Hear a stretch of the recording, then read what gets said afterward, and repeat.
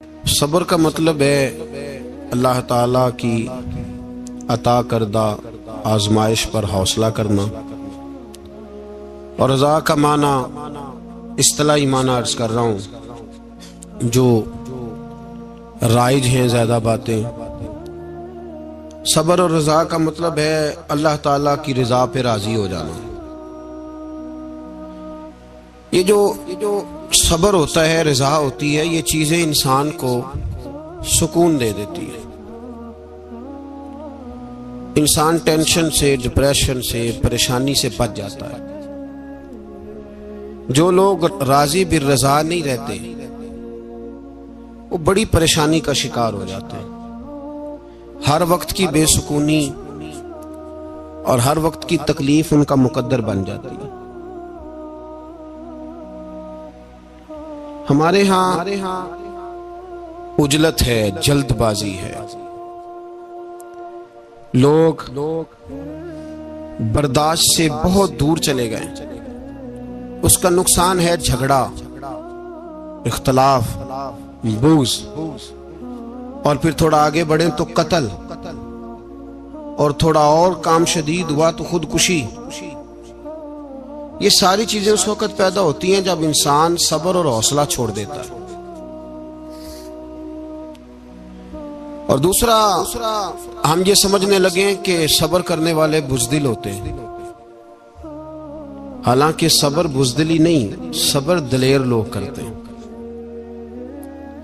صبر دلیری، حکمت، تدبر، فقاہت، عقل مندی کی علامت۔ ہم کہتے ہیں صبر شاید بزدلی ہے، میں چپ کر گیا تو سامنے والا کہے گا اس کے پاس ہی کچھ نہیں، حالانکہ قرآن مجید یہ کہتا ہے کہ وَاسْتَعِینُوا بِالصَّبْرِ وَالصَّلَاةِ، اے ایمان والو صبر اور نماز سے مدد مانگو، وَإِنَّهَا لَكَبِیرَةٌ، ہیں دونوں کام میں مشکل، یہ سخت کام ہے، إِلَّا عَلَى الْخَاشِعِينَ، مگر اللہ سے جو ڈرتے ہیں ان کے لیے مشکل نہیں ہے۔ تو قرآن مجید نے تو کہا یہ کبیرہ ہیں، سخت ہیں، بڑے کام ہیں۔ حوصلہ کرنا بڑا کام ہے، چھوٹا کام ہے، یہ دلیر لوگوں کا کام ہے حوصلہ کرنا۔ جس آدمی میں حوصلہ پیدا ہو جائے نا، ساری دنیا اسی کی ہے، اس کا سب سے گزارا ہو جاتا ہے۔ وہ میرے کارواں ہے، جس میں حوصلہ پیدا ہو گیا وہ لیڈر ہے، وہ سربراہ ہے، اس لیے کہ اس کا سب سے ٹائم گزرے گا۔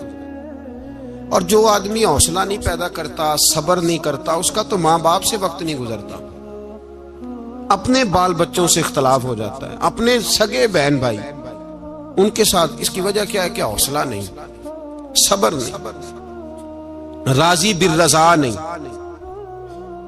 جو آدمی سمجھ لینا اللہ میرا رب ہے اور میرے حق میں جو کرے گا بہتر ہی کرے گا، وہ آزاد ہو گیا، وہ آزاد۔ جیم جان دا کچھ وسا نہیں ہوں، جان یار نو دے تے شاد ہو جا، اس سے دل دے ہیں فساد سارے، دل دلبر نو دے تے آزاد ہو جا، تے جے وہ رکھے آباد تے رو وس دا، تے جدوں کرے برباد ہو جا۔ وزن نہیں بنتا شعر کا، لیکن میں کئی دفعہ کہا کرتا ہوں جے وہ رکھے آباد تے رو وس دا، جدوں کرے برباد تے چپ کر کے برباد ہو جا۔ اس میں لقمہ نہ دے، بحث نہ کر، یہ بھی نہ کہہ دیکھو جی میں نے کتنی، نہ چپ کر کے برباد ہو جا، بس ختم۔ اور ایک شاعر نے بڑی زبردست بات کہی تھی، نے کمال کر دیا، شعر سمجھ میں آ گیا تب بھی ٹھیک ہے، نہ بھی آیا تو شعر پھر بھی بڑا ٹھیک ہے، شعر پھر بھی بڑا ٹھیک ہے۔ اس نے کہا تھا تو اگر عشق میں برباد نہیں ہو سکتا تو جا، پھر تجھے کوئی سبق یاد نہیں ہو سکتا، پھر تو ناکام ہے زندگی میں، پھر تو الف بے بھی نہیں یاد ہوگا۔ تو اگر عشق میں برباد نہیں ہو سکتا تو جا، پھر تجھے کوئی سبق یاد نہیں ہو سکتا، پھر تو فارغ ہے۔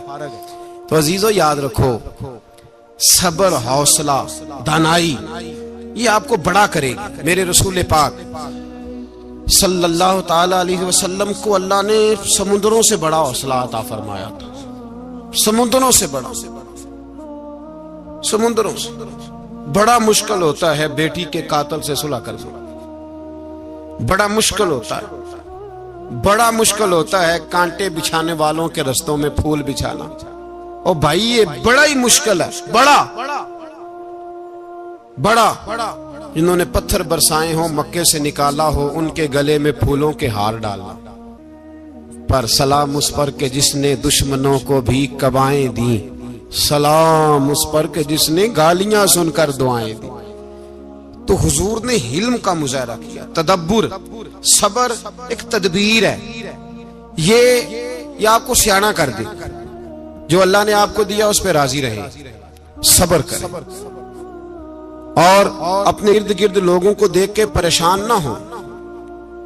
نبی پاک علیہ الصلوۃ والسلام نے اپنی امت کو صبر سکھایا، اور ساتھ یہ بھی حکم فرمایا کہ مصیبتیں اور مشکلیں بڑے لوگوں پہ آتی ہیں، چھوٹوں پہ مشکلات، جو دل کے چھوٹے ہوں، ذہن کے چھوٹے ہوں، ان پر اللہ مشکل نہیں ڈالتا۔ ایک صحابی نے کہا یا رسول اللہ صلی اللہ علیہ وسلم سب سے زیادہ مشکلات کن پہ آتی ہیں؟ تو حضور نے فرمایا نبیوں پہ۔ کن پہ یا رسول اللہ؟ اس کے بعد تو حضور نے فرمایا پھر نیک لوگوں پہ، علماء پہ، صلحاء پہ، صوفیاء پہ، اتقیاء پہ، ان لوگوں پہ بڑی مشکلات ہوتی، یہ کٹھن راہوں سے گزرتے ہیں۔ بھائی تیار کریں ذہنی طور پہ اپنے آپ مشکلات کے لیے، آزمائشوں کے لیے، تکلیفوں کے لیے تیار کریں۔ جب آپ تیار رہیں گے پھر آنے والی مشکل آسانی سے گزر جائے گی، اور جب کہیں گے پتہ نہیں کیا ہوگا، حوصلہ چھوڑ جائیں گے، پھر معاملہ خراب ہوگا۔ دلیر رہیں۔ نبی پاک صلی اللہ علیہ وسلم کے مدینے آنے سے پہلے ایک شخص تھا، عبداللہ بن ابی سلول اس کا نام تھا، تو مدینے والے لوگ اس کو اپنا پیشوا مانتے تھے، اوس بھی خزرج بھی، اس کی تاج پوشی بھی کی، بڑی اس کی منتا تھی۔ جب حضور آ گئے تو اس کا کاروبار بند ہو گیا۔ اب لوگ یہ نہیں سمجھتے کہ میں غلط ہوں، لوگ کسی کے مفادات کو ٹھیس پہنچتی ہے تو مخالفت کرنے لگ جاتا ہے۔ اب اس کے حالات جب خراب ہوئے تو اس نے پتہ کیا کیا، جھوٹ موٹ کا کلمہ پڑھ لیا۔ سمجھ آ رہی ہے باتوں؟ جھوٹ موٹ کا، اور منافقوں کا ایک ٹولہ اس نے تیار کر لیا، جس کا قرآن مجید نے سورہ منافقون میں ذکر کیا۔ ایک جنگ کا موقع تھا، نبی پاک صلی اللہ علیہ وسلم تشریف لے گئے تو عبداللہ بن ابی سلول بھی چلا گیا۔ حضرت عمر فاروق رضی اللہ تعالیٰ عنہ کے ایک غلام تھے، وہ پانی لینے کنویں پہ گئے۔ ادھر سے انصار میں سے، چونکہ حضرت عمر کے غلام مہاجر تھے، انصار میں سے ایک شخص پانی لینے پہلے سے آیا ہوا تھا۔ پانی بھرنے میں کوئی اختلاف ہو گیا، جھگڑا ہو گیا، مار کٹائی تک نوبت آ گئی۔ حضرت عمر کے غلام نے کچھ چیز مار دی، اس شخص کو زخمی ہو گیا۔ اس نے پکارا، عبداللہ بن ابی سلول نے سمجھا کہ موقع اچھا ہے، دوڑا ہوا آیا، اور آ کر اس نے کہا انصار مدینہ بھاگ کے آؤ، جلدی آؤ، اور بڑے غلط جملے استعمال کیے۔ کہنے لگا اگر ان لوگوں کو تم اپنا بچا کچا کھانے کو نہ دیتے مہاجروں کو، تو آج یہ تمہارے سر پہ نہ بیٹھتے۔ معاذ اللہ، ایسی باتوں پہ کہا کرے، بولے یہ روزمرہ کی گفتگو میں عادت بنائیں، کوئی ایسی بات کرنی ہو تو معاذ اللہ استغفر اللہ کہہ کے کرنی چاہیے۔ اس نے کہا کہ معاذ اللہ اب ان کو بچا کچا نہ دیں تو یہ ہمارے سر پہ نہ بیٹھتے۔ شور کیا اس نے۔ ہمارے ہاں بھی سیانے بندے پنچایت کے لوگ وہ کہتے ہیں تو اس برادری کے بچے سے ہی مار کھا ہے، پتہ ہی نہیں چلا، جا اسے مار کے آ، سر پھاڑا، یہ کار پھوڑ دے اس کا سر، اور دیکھ میں دیکھ لوں گا بعد میں جو ہوگا۔ یہ عقل مند لوگوں کے مشورے نہیں، یہ جاہل لوگوں کے مشورے۔ ناراض نہ ہونا، پر یہ نبی پاک صلی اللہ علیہ وسلم نے فرمایا ہے، حضور کا فرمان ہے۔ یہ کن لوگوں کا کام ہے؟ بول کے بتائیں، بول کے۔ پڑھے لکھے سیانے بندے اس طرح کے مشورے یہ بالکل نہیں دیتے، جاہلوں کا کام۔ پکارا، مہاجر سارے اکٹھے ہو گئے، انصار سارے آ گئے، اور جب انصار آئے تو مہاجرین کو بھی پکارا، مہاجر بھی آ گئے۔ اب وہ گتھم گتھا ہونے لگے تو کسی نے جا کے محبوب پاک کے کان میں کہا یا رسول اللہ وہاں تو مہاجر انصار لڑنے لگے، وہ پرانی لڑائیاں پھر سے جاگ گئی ہیں۔ نبی پاک تشریف لائے، حضور نے وہاں لفظ بیان کیے، فرمایا یہ تم نے کیا جاہلوں جیسا کام شروع کیا ہوا ہے؟ یہ کون سا کام ہے؟ اللہ کرے ہم سب اس کام سے باز آ جائے، آمین تو کہنا۔ اور تو اس برادری دے منڈے کوئی مار کھائے ہیں. برادری کیا ہوتی ہے؟ برادری تو تعارف کے لیے. اونچ نیچ کہاں سے آ گئی؟ کہا میرے رسول پاک علیہ الصلوۃ والسلام نے فرمایا تم جاہلوں جیسے کام کر رہے ہو. صلح کرائی، بات رفع دفع کرائی، لوگ چلے گئے، معاملہ ٹھنڈا ہو گیا. لیکن عبداللہ بن سلول نے کہا کہ میں یہ موقع خالی نہیں جانے دوں گا. پھر گیا اور جا کے انصار مدینہ سے کہنے لگا ایک دفعہ جا لینے دو مدینے، تم نے میری بات نہیں نہ سنی تو جو وہاں بڑے سردار بیٹھے ہیں ان سے بات کروں گا، اور معاذ اللہ ثم معاذ اللہ ہم ان بے عزت لوگوں کو مدینے سے نکال دیں گے، وہاں صرف عزت والے رہیں گے. یہ غلط جملے اس نے ادا کیے جس کو قرآن پاک نے سورہ منافقون میں بیان فرمایا ہے. اس نے یہ بات کی. ایک صحابی تھے حضرت زید رضی اللہ تعالیٰ عنہ، وہ سن رہے تھے. آ کے عرض کی یا رسول اللہ صلی اللہ علیہ وسلم عبداللہ بن ابی سلول تو اس طرح کہہ رہا ہے کہ مدینے جا کے عزت والے دوسروں کو نکال دیں گے، اور تم اگر اپنا بچہ انہیں نہ دیتے تو معاذ اللہ آج ایسا نہ کرتے. حضرت عمر نے بھی سن لیا. حضرت عمر نے بات سن لی، تلوار نکالی اور دوڑے. حضور نے بازو پکڑا، فرمایا کدھر جا رہے ہو؟ کہا یا رسول اللہ اگر آج سزا نہ دی تو کل اور بات بھی کرے گا، اور اگر آج ایک قتل ہو گیا تو باقی سیانے بن جائیں گے. یا رسول اللہ مجھے چھوڑے، میں ماروں گا. حضور نے فرمایا عمر چپ کر، وہ جھوٹ موٹ کا کلمہ پڑتا ہے، لوگ کہیں گے کہ محمد ابن عبداللہ نے اپنے ساتھی مارنے شروع کر دیے. چپ کر، حوصلہ کر، صبر کر، دلیری کر. حضرت عمر کہتے ہیں میری حضور کے کہنے پر میں ٹھہر تو گیا، پر وہ میرے اندر جو آگ لگی ہوئی تھی ٹھنڈی نہیں ہو رہی. کہتے ہیں میں چپ تو کر گیا. نبی پاک علیہ الصلوۃ والسلام نے پوچھا عبداللہ بن ابی سلول سے تو نے یہ کہا ہے؟ کہنے لگا حاشا وکلا میں نے بات ہی نہیں کی. ہاں. اب لوگ کہنے لگے کہ زید تو نوجوان ہے تو یہ بوڑھا آدمی ہے، چلو صحیح کہتا ہوگا. حضور بھی خاموش ہو گئے. اللہ پاک نے قرآن مجید نازل فرما دیا. فرمایا اللہ نے سن لی ان کی بات جنہوں نے یہ کہا ہے، اور پھر لفظ بڑے حسین ہے. فرمایا یہ کہتے ہم عزت والے ہیں؟ نہیں، وللہ العزت ولرسولہ وللمؤمنین. فرمایا عزت تو اللہ کے پاس ہے، اللہ کے رسول کے پاس ہے، اور عزت تو مومنوں کے پاس ہے، مومنین کے پاس عزت ہے. یہ قرآن پاک نے سارا مضمون بیان کر دیا کہ عبداللہ بن ابی سلول غلط کہتا ہے اور حضرت زید صحیح کہتے ہیں. حضور نے کچھ نہیں فرمایا، جا رہا ہے قافلہ. جب مدینے کی سرحد آ گئی نا، حدود مدینہ منورہ کی شروع ہوئی، تو عبداللہ کا اپنا بیٹا، اس کا نام بھی عبداللہ بن عبداللہ تھا، اپنا بیٹا اس کا بڑا مخلص جانثار غلام تھا میرے رسول پاک صلی اللہ علیہ وسلم کا. وہ تلوار لے کے مدینے کی حد پہ کھڑا ہو گیا اور کہنے لگا میرے باپ تو نے اتنی بے ایمانی کے لفظ کہے کہ میں ان کو نکال دوں گا؟ کہے اپنی زبان سے کہ میں ذلت والا ہوں، رسول پاک کو اللہ نے بڑی عزت عطا فرمائی، کہے ورنہ میں تیری گردن کاٹ دوں گا. بول کہے حضور بھی عزت والے اور نبی پاک کے غلام بھی عزت. کہے اپنی زبان سے کہے میرے رب کا یہ فرمان ہے وَرَفَعْنَا لَكَ ذِكْرَكَ، حبیب میں خود تیرے لیے تیری شانوں کو بلند فرما دوں گا. تو کہا تو دشمن ہو کے کہنے لگا میرے بیٹے مجھے معاف کر دے، مصطفیٰ تو بڑی عزتوں والے ہیں، ان کے غلام شانوں والے. جب بیٹا تلوار لے کے سامنے کھڑا ہوا، شہرت ہوئی.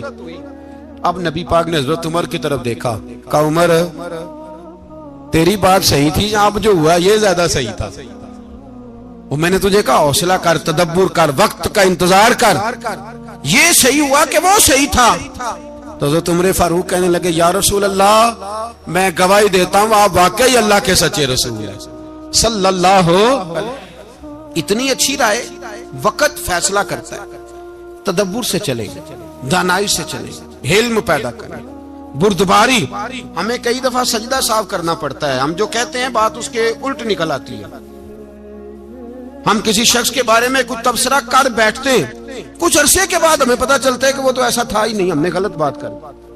ہم بغیر تحقیق کے، بغیر تفتیش کے، حوصلہ نہ ہونے کی وجہ سے، صبر نہ ہونے کی وجہ سے ہم بہت سارے کام کر گزرتے ہیں، پھر ہمیں نقصان ہوتا ہے. اپنی زندگی میں حلم نہ چھوڑیں، حوصلہ نہ. لڑائیاں ہوتی ہیں نا گھروں میں، اس کی وجہ خامد ہوتا ہے، بیوی نہیں ہوتی. یہ بات گھر جا کے بتانا کہ آج انہوں نے کہا ہے. لڑائی کی وجہ کون ہوتا ہے؟ نہ بولو تسی پر میں تے آخ ہی چھڑیا ہے، وہ تو ریکارڈ ہو گیا ہے۔ لڑائی کی وجہ کون ہے؟ جڑے باتیں لڑتے نے وہ کوندے ہی نہیں پے۔ وجہ کون بنتا ہے جی؟ کیوں بلا؟ اس لیے کہ نبی پاک صلی اللہ علیہ وسلم نے فرمایا عورت کی اگل آدھی ہے تو تیری تو پوری ہے نا، تو اس کا مطلب ہے لڑائی اگر بچ سکتی تھی تو مرد کی وجہ سے بچ سکتی تھی، گھر میں امن ہو سکتا تھا۔ کہتے ہیں جی یہ بڑی بیوقوف ہے، میری سنتی نہیں۔ تو میں نے کہا جو اس سے بحث کر رہا ہے وہ سیانا ہے؟ بولیں، جو بحث کر رہا ہے وہ عقل مند ہے؟ بندہ تو چلو تھا وہ دانشور شیکسپیئر، باتیں بعض اوقات اس کی کچھ ایسی ہیں۔ اس سے کسی نے پوچھا تھا عورتوں سے کون جیت سکتا ہے بحث میں، تو اس نے کہا تھا وہ جو ان سے بحث نہ کرے، جو ان سے بحث۔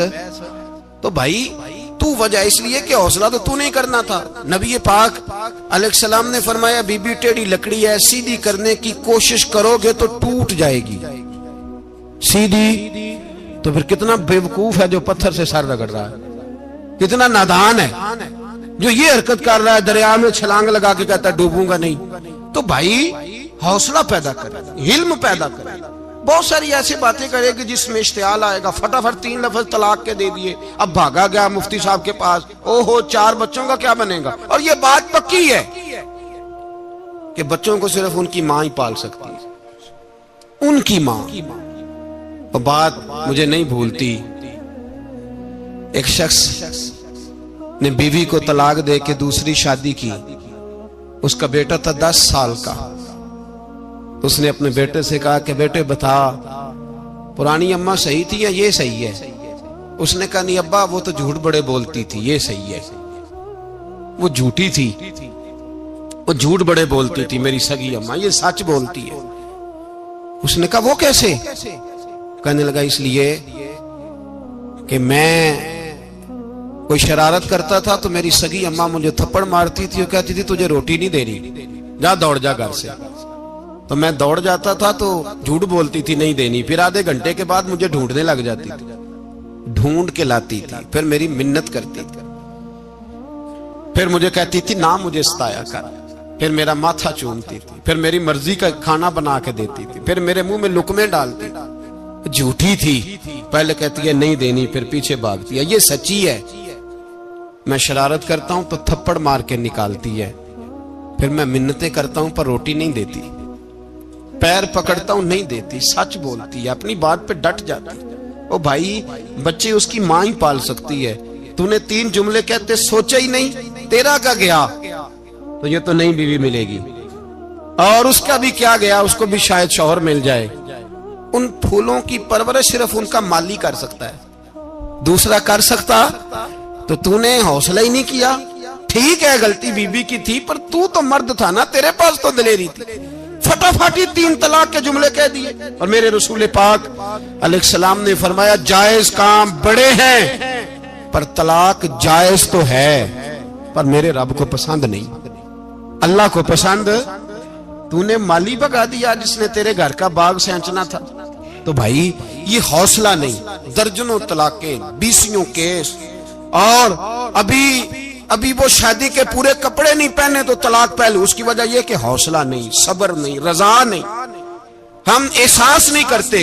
اگر تو یہ سمجھ جائے کہ بس اللہ نے جو میرے لیے بہتر سمجھا مجھے دے دیا، صحیح ہے میری آزمائش ہے، کیا ہے کچھ ہے جو اس نے بہتر سمجھا مجھے، اس نے، پھر تو سکھی ہو جائے، تیرے لیے جینا آسان ہو جائے، پھر تو بہت ساری پریشانیوں سے آزمائشوں سے دور ہو جائے۔ میرے نبی پاک علیہ السلام نے ہمیں حوصلہ کرنے کا حکم دیا، دلیری۔ 2-3 سال شاید پچھلے سال یا اس سے پچھلے سال حج کے موقع پہ نا ہمارے پاکستان میں تو بڑے بڑے انوکھے واقعات ہوتے ہیں، سننے سے کیا میں کہتا ہوں وہ عبرت کے لیے ہوتے ہیں۔ جعلی ویزے لگوا دیے حج کے کسی ایجنٹ نے، اللہ کے مہمانوں کو بھی لوگ لوٹ لیتے ہیں، معاذاللہ جعلی ویزے لگوا دیے۔ اور مزے کی بات یہ ہے کہ پاکستانی ایئرپورٹ سے گزر بھی گئے وہ ویزے والے، اور احرام باندھے لوگ جدے پہنچ گئے۔ 4 آدمی تھے، انہوں نے ویزا دیکھا تو کہا نقلی آپ کو واپس جانا پڑے گا۔ اگلی فلائٹ سے وہ لوگ واپس آئے، آپ مجھے بتائیے ان کی جب وہ چھوٹے چھوٹے کلپ آئے، میڈیا نے ان کی باتیں سنی تو ان کے آنسو نہیں تھمتے تھے۔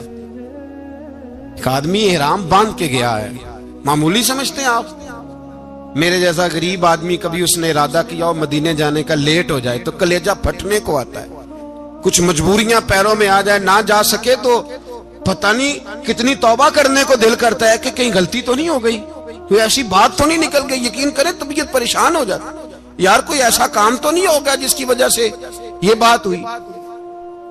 4 آدمی لوٹ آئے، حالات خراب ہو گئے، لوگ رو رو کے قصے سناتے تھے، لیکن میرے رسول پاک علیہ السلام کا حوصلہ دیکھو۔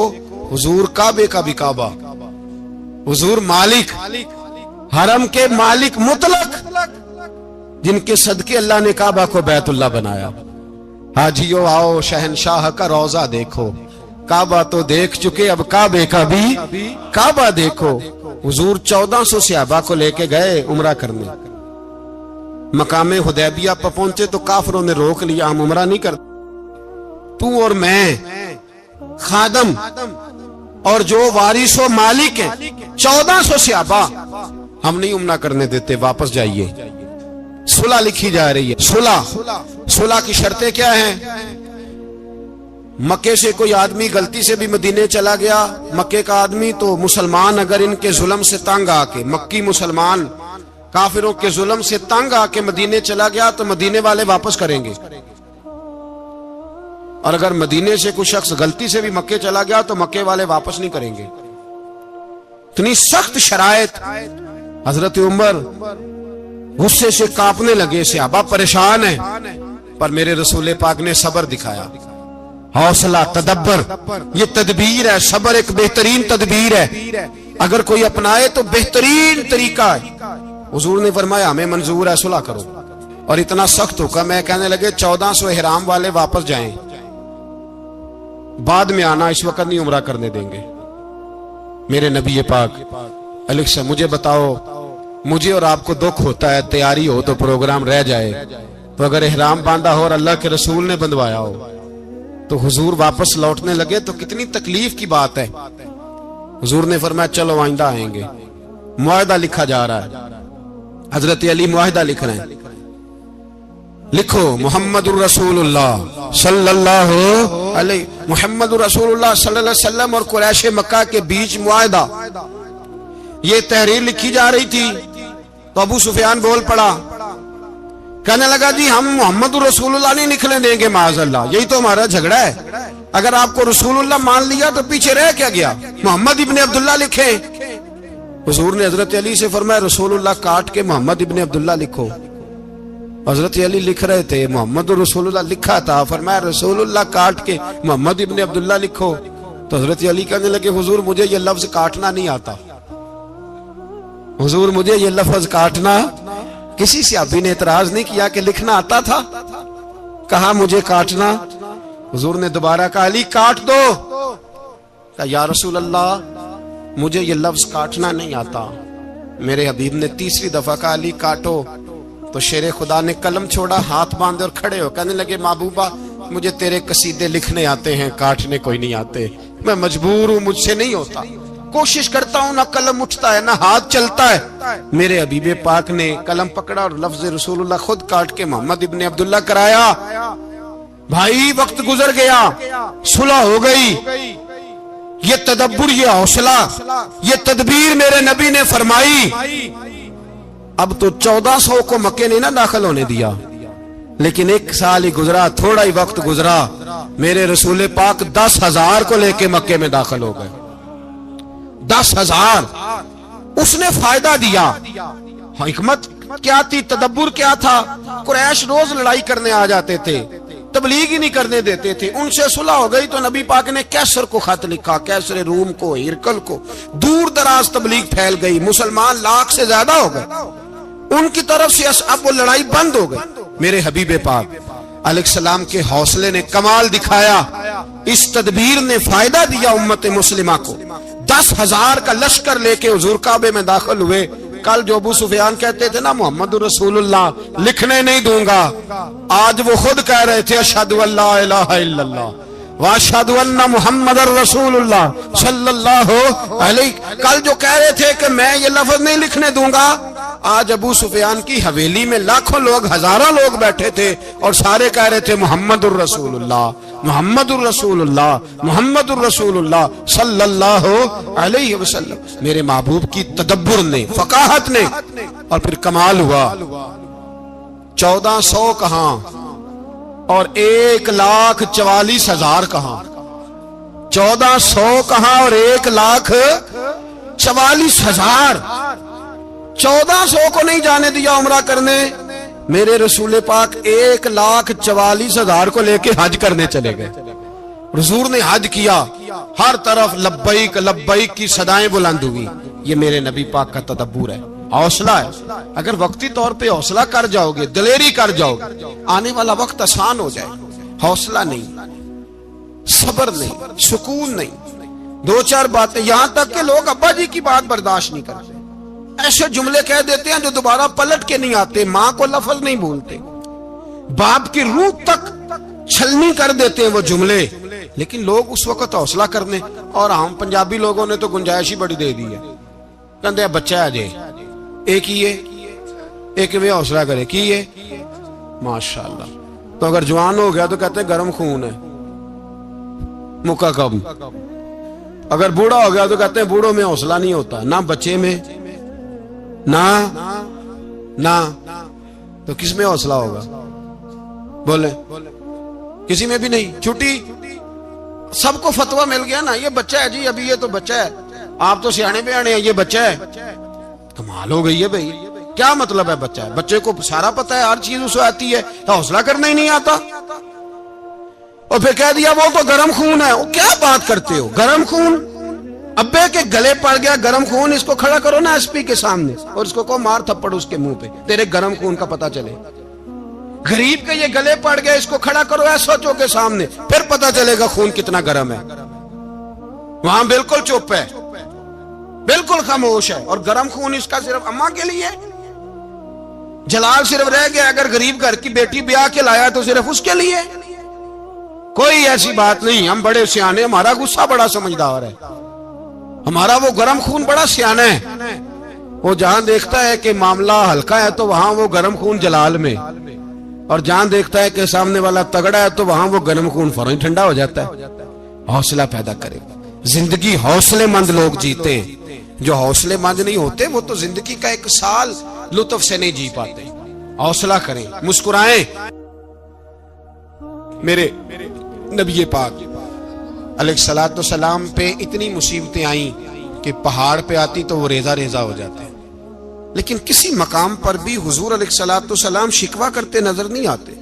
ہم غریبی کا رونا روتے ہیں، ہر چوتھا آدمی کہتا ہے بڑا غریب ہوں، لیکن میرے نبی پاک علیہ الصلوۃ والسلام نے چوتھے دن کھجور کھائی، سرکہ کھایا ہے، اور موٹے بان کی چارپائی پہ آرام کیا۔ حضرت عمر نے کہا حضور کتنی تکلیف ہے؟ فرمایا عمر کوئی تکلیف نہیں، تھوڑا سا تو وقت ہے، جنت میں جائیں گے، ساری نعمتیں اللہ نے ہمارے لیے تیار کی ہوئی، راضی بالرضا، راضی بالرضا، کوئی کسی قسم کا مسئلہ نہیں۔ ہمیں آزمائشیں آتی ہیں، تکلیفیں آتی ہیں، بیماریاں آتی ہیں، لوگ چھوٹی چھوٹی بات پر پریشان ہو جاتے ہیں، ذرا ذرا سی بات پر شکوہ کرتے ہیں۔ میرے رسول پاک علیہ السلام نے فرمایا جب میرا رب کسی کو بیمار کرتا ہے تو 2 فرشتوں کو بھیجتا ہے، جاؤ میرے بندے کی تیمارداری کر کے آؤ۔ اللہ اکبر، خود رب بھیجتا ہے، جاؤ میرے بندے کی۔ تو مجھے بتائیے جب اللہ بھیجے تو پھر تندرست خوش نصیب ہوا کہ بیمار؟ جی تندرست پھر خوش نصیب کون ہوا؟ میرے نبی پاک صلی اللہ علیہ وسلم نے فرمایا رب 2 فرشتے بھیجتا ہے، فرماتا ہے پتہ کر کے آؤ میرے بندے کا اس کا کیا حال ہے، حالانکہ اللہ سارا ہی جانتا ہے۔ فرشتے آتے ہیں، واپس جاتے ہیں، رب کریم پوچھتے ہیں بتاؤ میرا بندہ کیا کہتا تھا؟ اللہ تجھے سارا ہی پتہ ہے، پر ہم سے پوچھتے تو بتا دیتے ہیں، وہ یہ کہتا تھا کہ میں اپنی رب کی رضا پہ بڑا ہی راضی ہوں، وہ تیری حمد کر رہا تھا، تیری تعریف کر رہا تھا، تیرا شکر کر رہا تھا، تیرے لیے کلمات حمد بیان کر رہا تھا۔ تو میرے نبی پاک علیہ السلام فرماتے ہیں، اللہ فرشتوں سے فرماتا ہے سنو پھر اگر میں اپنے بندے کو اس بیماری میں شفا دوں گا تو اس تندرستی سے زیادہ اچھی تندرستی دوں گا جو پہلے اسے عطا کی ہوئی تھی، پہلے سے اچھی صحت دوں گا، اور اگر اسے اس بیماری میں موت دوں گا تو پھر مرتے ہی اس کے لیے میں جنت کا فیصلہ فرما دوں گا۔ بھائی جب تو راضی بالرضا رہتا ہے، راضی بالرضا، بڑی سادی سی بات ہے بھائی، آپ گھر گئے روٹی مانگی تو اگر کسی نے کہا نا کہ اتنی تھکاوٹ ہے ٹائم پہ آیا کرے اس وقت، تو روٹی تو وہ بھی مل گئی پر اس میں لذت، وہ سکون نہیں، وہ سکون نہیں۔ میری اماں جی سالن پکا کے رکھ لیتی تھی تو روٹی جب بھی کوئی مانگتا تھا تو تازی بنا کے دیتی تھی، ان کی طبیعت تھی۔ تو میں اکثر ان سے کہتا کہ اماں جی پکا کے رکھ دیا کرو، تو کہتے تمہیں خوشی نہیں ہوتی جب تمہاری اماں تازی پکا کے دیتی ہے؟ خوشی ہوتی ہے، طبیعت میں خوشی ہوتی ہے۔ ان کا مزاج تھا، ذوق تھا، تو ہم سمجھتے تھے یار یہ بڑی سعادت کی بات۔ تو آپ گھر گئے رات کو تو گھر والوں سے کہا روٹی، تو فوراً اٹھے، فوراً، اور انہوں نے کھانا تازہ بنایا اور ساتھ یہ بھی کہا باہر سے نہ کھایا کرے، بندہ بیمار ہو جاتا ہے۔ کتنی ٹھنڈک پہنچتی ہے آدمی کے دل کو، سکون ملتا۔ تو بھائی بیماری تو آپ نے کاٹ لی، لیکن ساتھ کہو ہو بڑا بیمار ہوں، میں نے تو اتنے گناہ بھی نہیں کیے، ظلم بھی نہیں کیا، کسی کو کچھ بھی، اب بیماری تب بھی کٹ گئی۔ پر بڑی آزمائش، مریض ڈاکٹر کے گلے پڑ رہا، اس کے لواحقین جھگڑے کر رہے، بیماری وہ بھی کٹ گئی۔ اور ایک بیمار وہ ہے جو چارپائی پلیٹا ہے اور کہتا ہے جس طرح میرا اللہ راضی اسی طرح میں بھی راضی، تو بیماری اس کی بھی کٹ گئی۔ حضرت یونس علی نبینا علیہ الصلوۃ والسلام نے ایک دن حضرت جبریل امین ملنے آئے تو جناب یونس علیہ السلام کہنے لگے اے جبریل، اللہ کے نیک بندوں میں جو اللہ کو اس وقت سب سے زیادہ پسند ہے نبیوں کے بعد، توجہ کرنا بات پر، جو سب سے زیادہ اللہ کو پسند ہے نبیوں کے بعد ولیوں میں، اور سب سے زیادہ اللہ جس کو اللہ کی بارگاہ میں عبادت گزار لکھا جاتا ہے، میری اس بندے سے ملاقات کراؤ۔ تو حضرت جبریل نے جناب یونس علیہ السلام کو ساتھ لیا تو ایک شخص کے پاس پہنچے جو آنکھوں سے اندھا تھا، دونوں ہاتھ اس کے سلامت نہیں تھے اور پورے جسم میں پیپ جاری تھی، ریشہ تھا۔ جب جا کے السلام علیکم کہا نا حضرت یونس نے، اس نے وعلیکم السلام کے بعد پہلا لفظ پتہ کیا کہا؟ اس نے کہا یا اللہ تیرا شکر ہے، یا اللہ تیرا، آپ بھی ادا کریں اللہ کا شکر، یا اللہ تیرا، اللہ تیرا شکر ہے۔ حضرت یونس علیہ السلام کہنے لگے تو شروع سے اس طرح کا ہے، نابینا بھی اور ہاتھوں سے معذور بھی اور سارا جسم شروع سے؟ تو بڑے ہی خوبصورت لفظ اس بیمار نے کہے، کہنے لگے نہیں حضور میں بالکل ٹھیک ٹھاک تھا، جب تک میرے رب نے چاہا کہ یہ دنیا کو دیکھے تو تب تک اس نے مجھے آنکھیں دیں، اور جب اس نے چاہا کہ اب اس کا دیکھنا بہتر نہیں تو اس نے واپس لے لی۔ تو یا اللہ تیرا شکر ہے، اللہ تیرا شکر ہے۔ پھر کہا جب تک اس نے چاہا کہ میرے ہاتھ رہے تب تک رہے، جب اس نے چاہا کہ میرے لیے بہتر نہیں تو اس نے لے لیے، تو یا اللہ تیرا شکر ہے۔ جب تک اس نے چاہا کہ میرا جسم صحیح و سلامت رہے تو رہا، اور جب اس نے چاہا کہ میرے لیے بہتر نہیں تو مجھے بیمار کر دیا، تو یا اللہ تیرا شکر ہے۔ تو حضرت یونس علیہ السلام کہنے لگے جبریل واقعہ یہ اللہ کا سب سے زیادہ شکر گزار بندہ ہے، سب سے زیادہ عبادت گزار بندہ ہے، سب سے زیادہ۔ میرے نبی پاک علیہ السلام نے فرمایا میرا مومن ہر حال میں ہی نفع میں ہے، نعمت ملے تو شکر کر کے نفع، مصیبت آئے تو صبر کر کے نفع۔ اپنی زندگی میں تحمل، بردباری، علم پیدا کرے، حوصلہ پیدا کرے۔ ہر آنے جانے والے شخص کے مزاج کے مطابق اسے نہ ملے، اپنا مزاج صحیح رکھے، اپنی طبیعت کے مطابق اپنے ماحول کو برقرار رکھے۔ علم کے ساتھ گزارا کرو گے تو رشتہ داروں سے بھی بنی رہے گی، دوستوں سے بھی بنی رہے گی، ہر ایک سے تعلق رہے گا۔ اور اگر آپ کے اندر یہ حوصلہ نہیں تو پھر سارے معاملات پریشانی کا شکار ہو جائیں گے۔ یہ تو آج کا مضمون تھا۔ ہمیں نا لوگ مشورہ دیتے ہیں، کہتے ہیں پیر صاحب درویشوں کو سیاست کی بات نہیں کرنی چاہیے، دیتے ہیں نا مشورہ لوگ، جی تھوڑا تھوڑا بول دیں، تھوڑا تھوڑا دیتے ہیں نا۔ اگرچہ ہم ان کی بات نہیں مانتے، اس لیے کہ اقبال نے کہا تھا جدا ہو دین سیاست سے تو رہ جاتی ہے چنگیزی، جدا ہو دین سیاست سے تو، اور پہلا فکرہ یہ ہے کہ جلال بادشاہی ہو یا جمہوری تماشا ہو، جدا ہو دین سیاست سے تو رہ جاتی ہے۔ اس نے کہا جب سیاست اور دین علیحدہ علیحدہ ہوتے ہیں تو چنگیز خان اور ہلاکو خان پیدا ہوتے ہیں۔ सियासत जब तक मस्जिद के अंदर रहती है तब तक पाक साफ रहती है, वो गंदी होती तब है जब मस्जिद से निकल जाती है। हजरत अली के जमाने तक मस्जिद में रही, पाक साफ रही। यजीद बाहर ले गया तो गंदी हो गई। हजरत उमर बिन अब्दुल अजीज दोबारा मस्जिद में ले आए तो फिर पाक हो गई। लेकिन फिर भी एक साथी ने मुझे कहा, तो उसकी बात में, सबकी बातें नहीं मानता, उसकी बात मेरी समझ में आई। वो कहने लगा जी असल बात यह है कि सियासी तबसरे तज्जिए हम अखबारों में, टीवी पे जाके बैठे, जाके बड़ी मेहरबानी मेरी तरफ देखे, वो हम सुनते रहते हैं तो हमारा दिल करता है मस्जिद में सिर्फ हम रसूलुल्लाह का प्यार ही सुने। तो मैंने कहा यार तेरी बात दिल को लगती है, ये बात सही है, चलो ये नीयत अच्छी है, ये तेरा नजरिया ठीक है, मान गए हम। मैं चला गया दुकानदार के पास और मैंने उसको जाके कहा कि गाड़ी का इंजन खोलो, इस तरह करो, इस तरह। उसने कहा मौलाना आप जाके ना घर तो फिका की किताब खोलें, इसलिए कि गाड़ी के इंजन के बारे में आपको मालूमात, यहां अगर आपने ये काम करना है तो इसको पढ़ें, किसी उस्ताद के पास वर्कशॉप पे आए, आपके हाथों को, मुंह को, चेहरे को मिट्टी लगे, धुआं लगे, ग्रीस लगे, फिर आपको पता चलेगा इंजन कैसे खुलता है। सही कह रहा हूं नहीं सही कह रहा? धुआं गल्ला तो यहां कर छड़ी जे, सही कह रहा हूं जी। अगर मौलवी को इजाजत नहीं सियासत की बात करने की और मौलवी को इजाजत नहीं कि इंजन की बात करे, तो सियासतदान को इजाजत है दीन की बात करने की। यहां तो वो आए ना, मदरसे में पढ़े, पूरा दीन हासिल करे, फिर वो बोले तो फिर तो ठीक हो गया। लेकिन जब उसे सूरत इखलास भी सीधी नहीं आती तो फतवे देने की उसको जरूरत है कोई? बोले ना यार क्यों छेड़ते हैं सियासतदान। हम ना पिछले जुमे जुलूस निकालना चाह रहे थे खत्म नबुव्वत की तरमीम के हवाले से।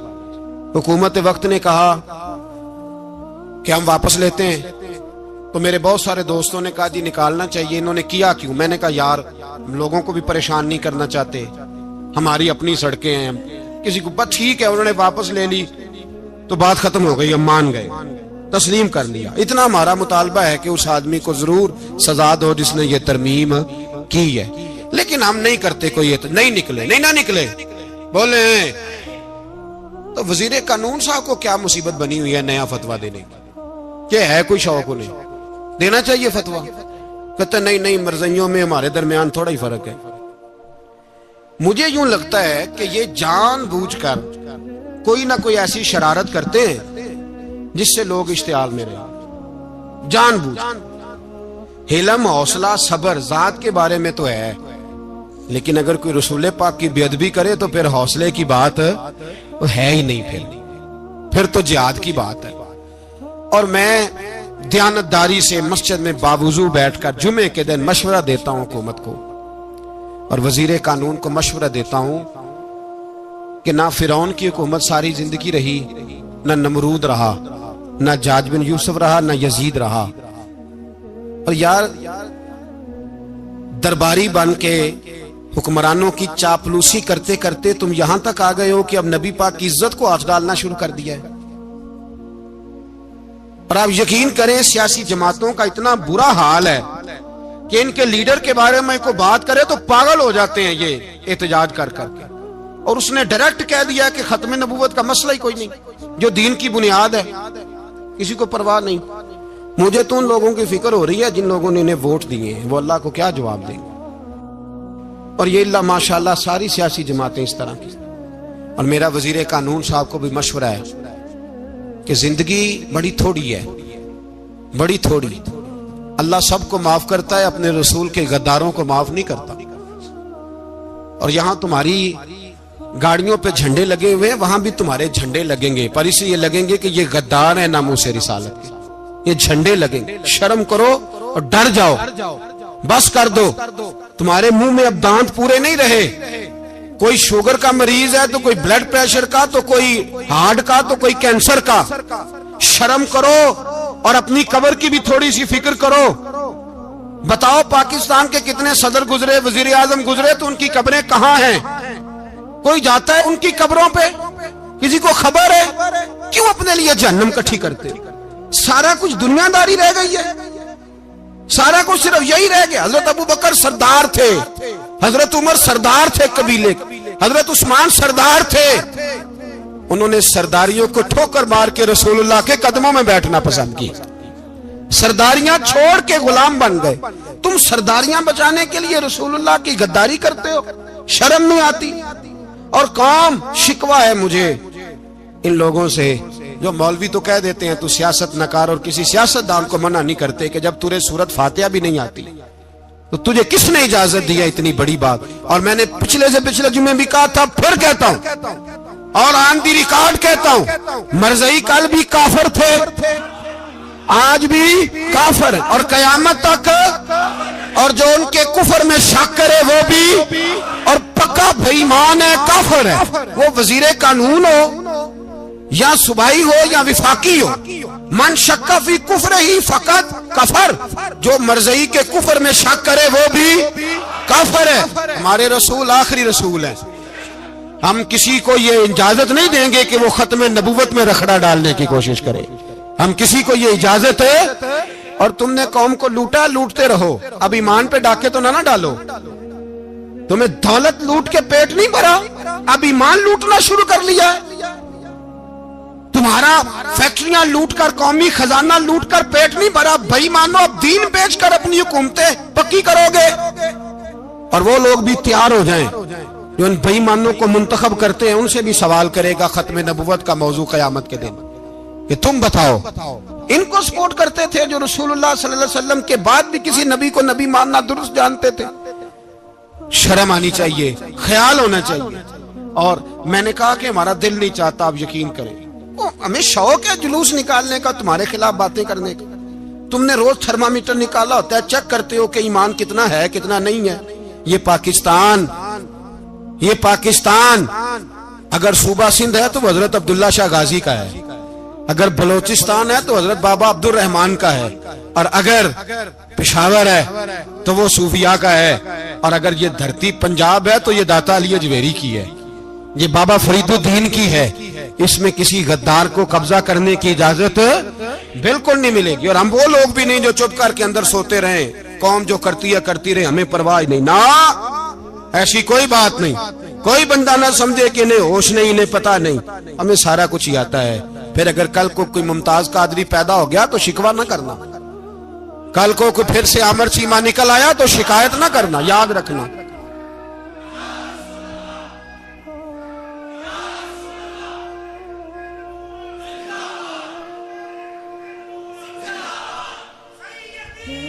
تو میرے بھائی کھول کے بول، یا نبی رسول کے بول صلی اللہ۔ تو یہ مشورہ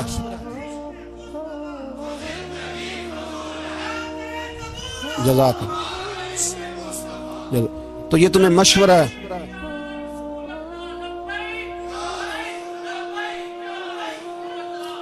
میری بات سنیں، یاد رکھیں، یہ لوگ بعد میں پچھتاتے ہیں، پھر مناظرے کراتے پھرتے ہیں، اس نے صحیح کیا کہ غلط کیا، پھر انہیں ہوش آتی ہے بعد میں، پھر ان کے ہوارے نکل کے میدانوں میں دلیلیں دیتے ہیں۔ اس لیے ہمارا مشورہ ہے انہیں کہ یہ اپنی حد میں رہیں، اور جو کام تمہارے ذمہ، میں نے کہا نا تم نے بڑا لوٹا، یہ قوم روز تمہیں موقع دیتی ہے لوٹنے کا، یہ موقع دیتی ہے، تو تم نے دولت لوٹ کے پیٹ نہیں بھرے، اب ایمان لوٹنے کے چکر میں آ گئے ہو۔ یاد رکھو، مسلمان گناہگار ہیں، غدار نہیں ہیں۔ تمہیں دولت لوٹنے کا تو شاید موقع مل گیا ہے، پر ایمان لوٹنے کا موقع نہیں ملے گا، تو اس لیے اس کو لگام دو۔ اور ویسے بھی کتا جو پالتو ہوتا ہے نا، اس کو گھر کے اندر سنگلی سے باندھ کے رکھنا چاہیے۔ یہ تمہارے بوٹ چاٹتے ہیں، بھونکتے ہیں، تمہارے حق میں وزارتیں لیتے ہیں، ہم نے تو کوئی وزارت نہیں لی تم سے، اور نہ ہمیں شوق ہے اس لیے کہ ممبری کیا کرنی ہے جس کو ممبر رسول عطا کر دیا جائے، اس نے کیا کرنی ہے یہ ممبریاں جس کو پکا ممبر رسول دے دیا جائے، تو اس لیے اس سے باہر آؤ۔ میں نے کہا بڑے بڑے نمرود، فرعون، قارون دفن ہے، تمہارا بھی نام تک نہیں ہوگا، بالکل نام نہیں ہوگا۔ اس لیے ہمارا مشورہ، اور آپ لوگ بھی آئے نا یہ اگلے سال، تو ان کو کھڑا کر کے پوچھ لینا، اسلامی جمہوریہ پاکستان کا تم نے MPM میں نے بننا ہے، پہلا کلمہ ہی صحیح سنا دو، چلو خدا کا واسطہ یہی بتا دو کہ تمہیں نماز بھی ڈھب سے آتی ہے کہ نہیں، اور آپ کی موج ہے، آپ بٹھا لیتے ہیں سر پہ، کیا کریں، سمجھانے والے مفت گناہگار ہو گئے اور بہکانے والے سب تمہارے یار ہو گئے۔ اس لیے یہ چھیڑتے ہیں جان بوجھ کے، اور پھر جب کوئی ممتاز قادری علیہ رحمہ پیدا ہوتے ہیں پھر انہیں دشواری ہوتی ہے، پھر ان کا جینا مشکل ہو جاتا ہے، یہ موقع دیتے ہیں، پتہ نہیں کس کے ایجنڈے پہ عمل کر رہے ہیں۔ میرا سوال یہ ہے، میں نے پچھلے جمعے پھر میرا سوال ہے کہ میں پوچھتا ہوں اس آدمی کو ضرورت کیا ہے ختم نبوت پر بات کرنے کی؟ جب امت مسلمہ کے متفقہ فیصلہ ہے کہ مرزائی کافر، اسمبلی نے بل پاس کر دیا کہ مرزائی ان کو اقلیت قرار دے دیا، اور جب سے وہ اقلیت بنے نہ ہم نے ان کی عبادت گاہ جلائی، نہ ہم نے ان کو قبروں سے نکالا، نہ ہم نے بس ٹھیک ہے جیسے عیسائی رہتے ہیں، یہودی سے کس ملک میں رہتے ہیں وہ بھی رہیں، اقلیت بن کے رہے، کوئی پر تم انہیں کھینچ کے کیوں قریب کرتے ہو؟ تمہارا کیا جرانہ ہے ان کے ساتھ؟ بتاؤ تو صحیح۔ ان لوگوں سے ان کو چاہیے اپنے منہ میں لگام ڈالیں، اور اگر نہیں ڈالیں گے پھر انشاءاللہ ڈالی جائے گی، اور بڑی تگڑی ڈلے گی، اور پھر ایسی ڈلے گی۔ سلمان تاثیر جب مرا تھا نا تو 5-5 لاکھ روپیہ مولویوں کو آفر کی جنازہ پڑھاؤ، 5-5 لاکھ روپیہ چھوٹے چھوٹے مولویوں کو۔ اور داتا صاحب کی مسجد کے خطیب بھی صوبائی جو تھے وہ خطیب تھے، ملازم تھے، انہوں نے کہا کہ ایمان نہیں بیچنا، نکالنا نوکری سے تو نکال دو۔ اور بادشاہی مسجد کا مولوی جس کا پتہ نہیں چلتا کبھی کدھر چلا جاتا ہے کبھی کدھر، یہاں تو وہ بھی کھڑا ہو گیا، اس نے کہا نا ایمان نہیں بیچنا۔ گورنر ہاؤس کی مسجد کا امام کہنے لگا کہ بخشا جانا نہ جانا یہ تو رحمت الہی کا معاملہ ہے، پر اتنا گندا جنازہ نہیں پڑھنا، اتنا گندا جنازہ نہیں ہم پڑھیں گے، مرنے کے بعد تمہارے جنازے نہیں پڑھے جاتے، تمہاری قبریں خراب ہوتی ہیں، کدھر ہیں تمہاری دولتیں؟ اور وہ مولوی آج تک پتہ ہی نہیں کدھر گیا جس نے اس غلیظ کا گندا جنازہ پڑھایا۔ تو بھائی اپنی قبر حشر کو جب جہاں تمہارے جنازے نہیں پڑھے جا رہے تو وہاں تمہارا کیا حال ہوگا؟ اس لیے ان لوگوں کو چاہیے کہ اپنی زندگی اس طرح گزاریں کہ کچھ نہ کچھ منہ لے کے سرور کائنات کے پاس چلے جائیں، ورنہ ایسا نہ ہو کہ یہاں بھی پھٹکار اور وہاں بھی پھٹکار۔ اس لیے ہمارا مطالبہ ہے حکومت سے کہ شرم کرو، اور ایسے بھائیمانوں کو کالے ناگ جو تم نے بھرتی کی ہوئے ان کو نکالو، اور اگر تعریفیں کروانی ہو، تلوے چٹوانے ہو تو اندر کمروں میں ان سے چٹوا لیا کرو، ان سے کہو کہ یہاں ہماری نوکری کرو، باہر نکل کے رسول اللہ صلی اللہ علیہ وسلم کے دین کے بارے میں گفتگو نہ کرو، اس لیے کہ اللہ تبارک و تعالیٰ نے اس دین کے اندر بڑا حسن اور بڑا جذبہ رکھا ہوا ہے، بڑا وقار ہے۔ ہمارا مطالبہ ہے حکومت سے کہ ختم نبوت کے مسئلے پر کوئی سیاستدان گفتگو نہ کرے۔ آپ تائید کرتے ہیں اس بات کی؟ اس پر کوئی سیاستدان کوئی گفتگو؟ ہمارے پاس بڑے تماشے ہیں سیاست کرنے کو، باقی تماشوں پہ سیاست کرو، یہ رسول اللہ کی ناموس کا معاملہ ہے، یہ چھیڑنے کی تمہیں اجازت ہو؟ مجھے سمجھ نہیں آتی یار، جب بات ختم ہو گئی، اسمبلی نے بل واپس لے لیا، تو صوبائی وزیر قانون کو آخر تکلیف کیا ہے؟ آپ کے پاس جواب ہے کوئی اس بات کا؟ بات ختم ہو گئی، ہم نے جلوس نہیں نکالا، چھوڑ دیا، خاموش ہو گئے، علماء نے میٹنگیں بلائی تھی کینسل کر دی، ٹھیک ہے جی بات، اب دوبارہ سے کیوں چھیڑتے ہو؟ پھر کہتے ہیں احتجاج ہوتا ہے، شور ہوتا ہے، تم خود ایسی حرکتیں کرتے ہو جس سے افراتفری پیدا ہوتی ہے۔ یہ ملک رسول اللہ کے نام پہ بنا ہے، اور قیامت تک یہاں وہی ہوگا جو میرے رسول پاک صلی اللہ علیہ وسلم کی رضا ہوگی، اور نبی پاک کے قانون کے خلاف کوئی قانون یہاں چل سکتا؟ اللہ ہمیں سمجھنے کی توفیق عطا فرمائے۔ آخر دعوانا مجھ پہ بھی چشم کروں اے میرے آقا، کرنا حق تو میرا بھی ہے، رحمت کا تقاضا کرنا، مجھ پہ بھی چشم کرم۔ تو کسی کو بھی اٹھاتا نہیں اپنے در سے، تو کسی کو بھی اٹھاتا نہیں اپنے در سے، کہ تیری شان آقا، کہ تیری شان کے شایا نہیں ایسا کرنا مجھ پہ بھی چشم کرم یہ تیرا کام ہے اے آمنہ کے در یتیم یہ تیرا کام ہے